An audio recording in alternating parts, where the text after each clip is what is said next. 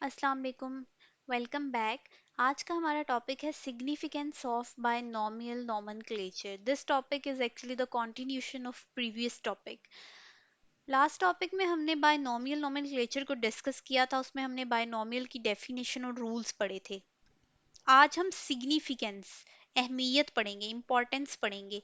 ये पढ़ेंगे कि क्या ज़रूरत थी कि ऑर्गेनिजम्स के हम साइंटिफिक नेम्स हमें रखने पड़े, इसकी नेसेसिटी क्या थी और इम्पोर्टेंस क्या है इसकी, और अब ये हमारी लाइफ में क्या रोल प्ले कर रहे हैं, इन सब को हम आज पढ़ेंगे कि हमें नाम रखने की ज़रूरत क्यों पड़ी, क्यों हमने नाम रखे। पिछले लेक्चर में हम पढ़ चुके हैं कि हमारे पास एक साइंटिस्ट था, कार्लस लिनस, जिसने टेक्सोनॉमी को इंट्रोड्यूस करवाया था, जिसने ये बायनोमियल नोमेनक्लेचर को इंट्रोड्यूस करवाया था। ठीक है, इसने क्या बताया था कि हर नाम के टू पार्ट्स होंगे। पहला स्पीशी होगा, पहला जिनस होगा, दूसरा स्पीशी होगा। फिर इसने रूल बताया कि आपने नाम को लिखना कैसे है। जो फर्स्ट लेटर होगा जिनस का वो हमेशा आपने बड़ा लिखना है, ठीक है, कैपिटल। और दूसरा जो स्पीशी का होगा वो हमेशा आपने छोटा लिखना है, ठीक है।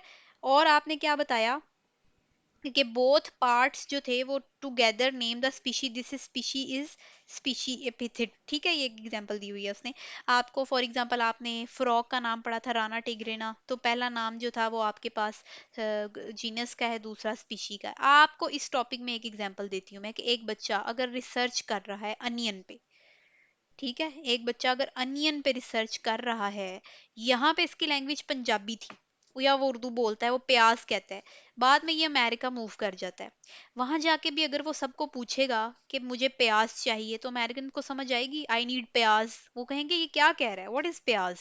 लेकिन अगर ये ऐसा नाम रखता या करता हो जो पूरी दुनिया में उस चीज का एक ही है, चाहे फिर वो पाकिस्तान में है, अमेरिका में है, या दुनिया में कहीं भी है, तो फिर उसको परेशानी ना होती, राइट।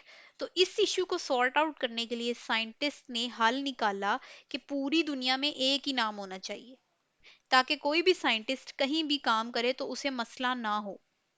अब अगर एक बच्चा प्याज या अनियन पे कुछ रिसर्च कर रहा है, वो पाकिस्तान में कर रहा है, वो दुनिया के किसी कोने में भी जाएगा, अगर उसका साइंटिफिक नेम लेगा सबको पता होगा दिस इज कॉल्ड अनियन, ठीक है।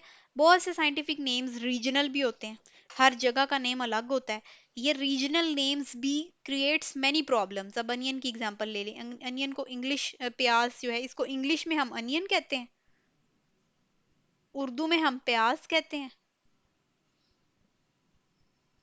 ठीक है। सिराइकी में हम इसको वेसल कहते हैं। बाकी लैंग्वेजेस में लिखते जाओ तो इसके पता नहीं कितने ही नाम बन जाएंगे। सच टाइप ऑफ कंफ्यूजन, उससे बचने के लिए साइंटिस्ट ने ऑर्गेनिजम्स के साइंटिफिक नेम्स रखे। अनियन के इतने सारे नामों को निग्लेक्ट कर दिया गया कि नो, इसको यूज नहीं करेंगे, हमने एक ही नाम रखना है। और वो क्या था? साइंटिफिक नेम एलियम सीपा, ठीक है। अब वो दुनिया में जिधर भी चला जाए अनियन का वो यही नाम इस्तेमाल करेगा, तो सबको अपनी लैंग्वेज में समझ आ जाएगी कि ये अनियन की बात कर रहा है, ठीक है। अब नेक्स्ट आपकी बुक में बात हुई है फिश की, ठीक है। फिश, फिश की ना दो इंपॉर्टेंट कैरेक्टरिस्टिक्स होते हैं। उसके पास गिल्स होते हैं और फिन्स होते हैं।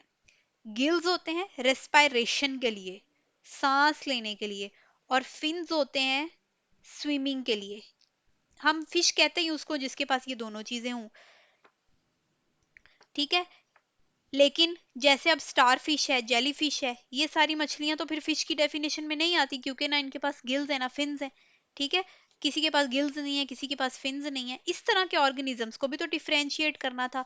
इनको डिफरेंशिएट करने के लिए, एक दूसरे से अलग रखने के लिए, सेपरेट करने के लिए हमने बायनोमियल नोमेनक्लेचर को अडॉप्ट किया, राइट।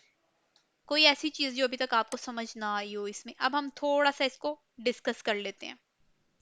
मैं आपके पास यहाँ पर कुछ कॉमन नेम लिखती हूँ, आपकी बुक में भी ये चीज डिस्कस की हुई है। आगे उनके साइंटिफिक नेम लिखती हूँ जो आपने एज इट इज याद करने हैं।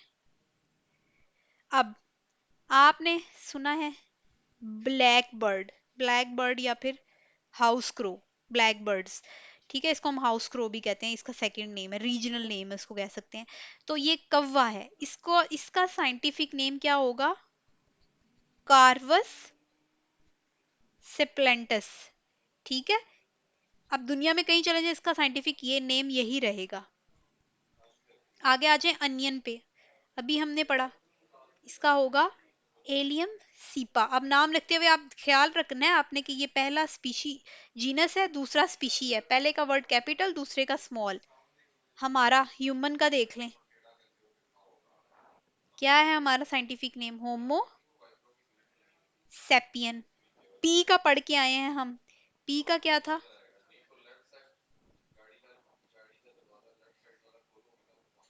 Pisum sativum. फ्रॉग का पढ़ के आए हो आप, राना टिग्रिना।